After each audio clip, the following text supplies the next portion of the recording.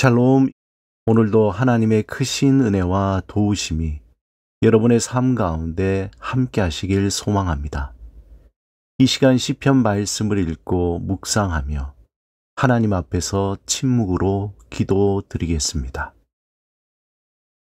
시편 14편 1절에서 3절. 어리석은 자는 그의 마음에 이르기를 하나님이 없다 하는도다. 그들은 부패하고 그 행실이 가증하니 선을 행하는 자가 없도다. 여호와께서 하늘에서 인생을 굽어 살피사 지각이 있어 하나님을 찾는 자가 있는가 보려 하신즉 다 치우쳐 함께 더러운 자가 되고 선을 행하는 자가 없으니 하나도 없도다.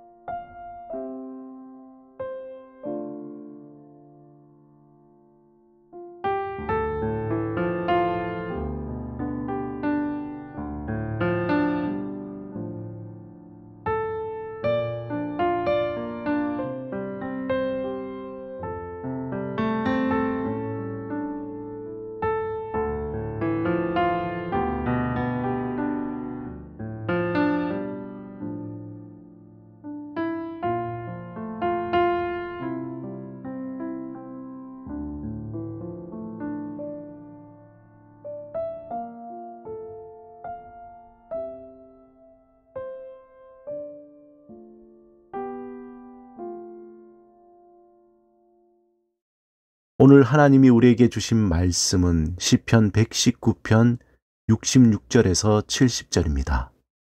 함께 말씀을 읽고 우리에게 들려주시는 하나님의 음성을 듣겠습니다.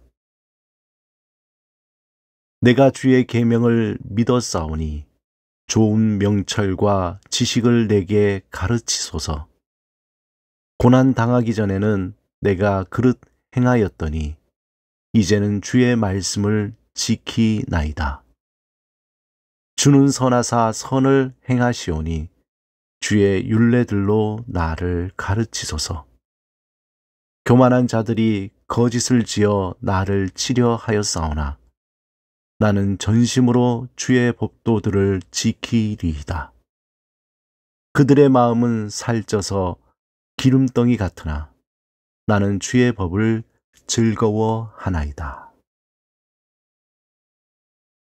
주세페 토르나토레 감독의 영화 시네마 천국 하면 많은 분이 사랑하는 추억의 영화입니다.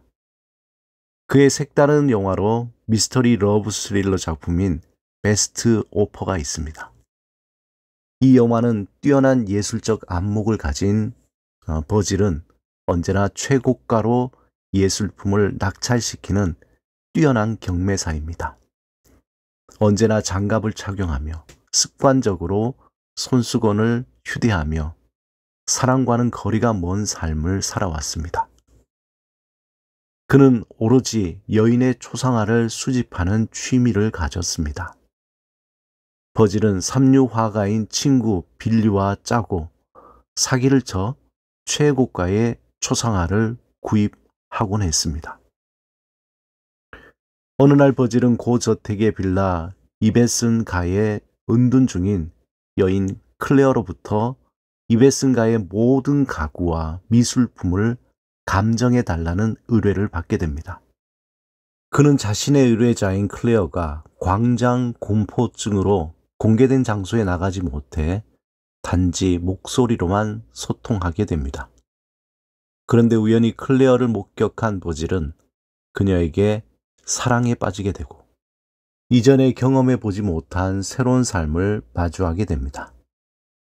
자신의 삶에 어느 순간 들어온 클레어와 사랑으로 경매사를 은퇴하며 그는 새로운 출발을 하게 됩니다. 하지만 그가 은퇴하던 그날 모든 것이 거짓임을 알게 되었고 자신이 쌓았던 모든 것을 잃어버리게 됩니다.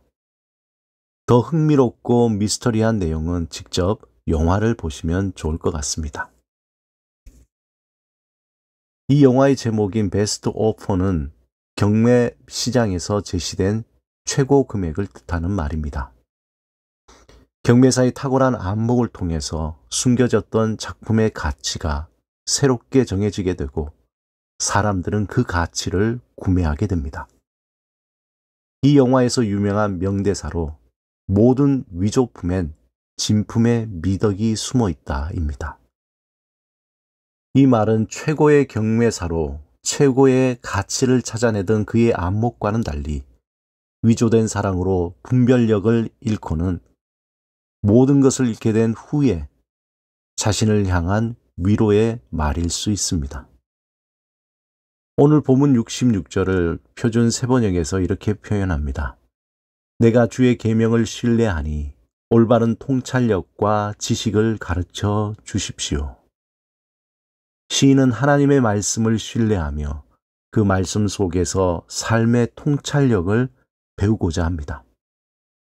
우리의 삶은 지식도 필요하지만 더 중요한 것은 바른 길을 선택하고 마주한 문제를 풀어갈 수 있는 지혜와 통찰력이 필요합니다. 시인은 그 지혜와 통찰력은 하나님의 말씀에서 온다고 확신합니다.